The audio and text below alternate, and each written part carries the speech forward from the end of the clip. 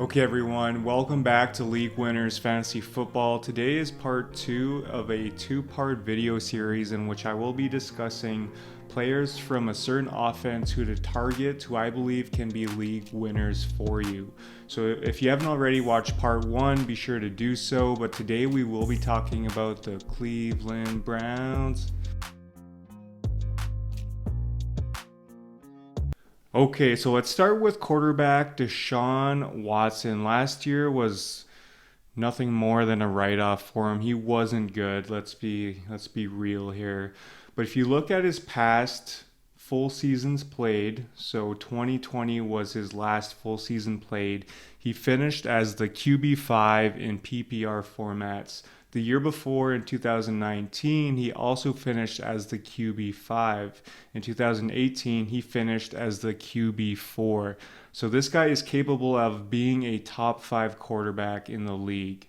And now I do think this Cleveland Browns offense is going to be quietly very good this year. I don't think they're going to make it into the top 10, but I feel like they're going to be on the verge, like 11th or 12th. I can easily see that happening.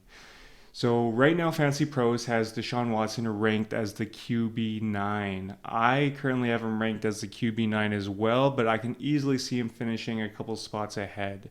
So I think it would be a very smart play to draft him late because depending on how your league works, it always seems to be that as soon as the first quarterback is taken, it's almost like a panic to get the next one in line.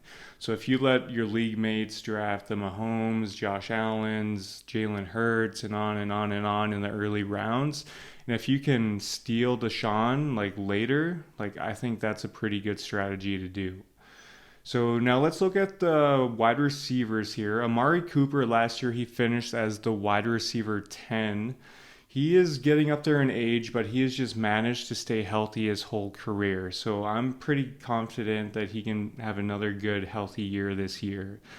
Over the 8 seasons that he's played, 6 of them he's had over 1,000 yards. So he's just, he just produces year after year, really. So I'd be happy with having Amari Cooper as my wide receiver 2 in my leagues. If you can manage to somehow get him as like a wide receiver 3 or a flex, I'd say you're doing really, really good. And the next receiver in line here is Elijah Moore.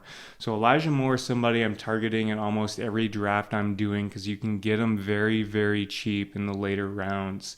And the reason I'm targeting him is because this guy, he's a highly touted player. He was a highly touted player coming out of college. He put up fantastic college numbers. And in his rookie year, he did have a really good stretch where he was producing at somewhat of an elite level. Last year, even though he played so much snaps, they barely targeted him at all for some reason, even though he was probably open most of those snaps. And I feel like that kind of left a sour taste in his mouth, and he just wanted to change his scenery. I mean, if you had Zach Wilson and Joe Flacco throwing to you, I'm sure you would too. But now, anyways, he's going into a new situation. He seems super motivated. And if Deshaun can return to form of being a top five quarterback, and if Elijah Moore can live up to what we all thought he would be, if he can live up to his potential, I think he could be such a huge steal in this year's draft. So yeah, I'm targeting him late in almost all of my drafts. I could easily see him breaking out this year, having the best year of his career, and I could easily see him being like a very solid wide receiver 3 or flex. I can even see him being a really good wide receiver 2. And now let's talk about running backs. Nick Chubb. I mean, what more can you say? Honestly, this guy, he's elite, and I do think this year is going to be his best year yet. He is getting up there in age, but I think this year he's going to be turning 28, I believe, in December or whenever his birthday is. But I think this is going to be his last like elite year. With Kareem Hunt now gone, I can see him getting more work both in the pass game and the run game, and this offense just should be really good in general. So it should mean that he should have a lot of opportunities to score a lot of touchdowns. So I'm all in on Nick Chubb this year. If there is one guy that I want more than others from this offense, it would be Nick Chubb. I'd be ecstatic as having him as my running back 1. And now let's look at the tight end here. So David Njoku, he finished as the tight end 11 last year. He is ranked as the tight end 10 this year. He's a decent mid-range, or I guess low-range tight end. I'd be happy if you can get him late, if you want to, stack your team with other positions earlier. I would kind of prefer to have him as like a backup tight end, just me personally. If you can get, somewhat of a stud at tight end and pick up Njoku late. But if you can't, and he's just left there in the later rounds as your tight end one, I feel like that's all right.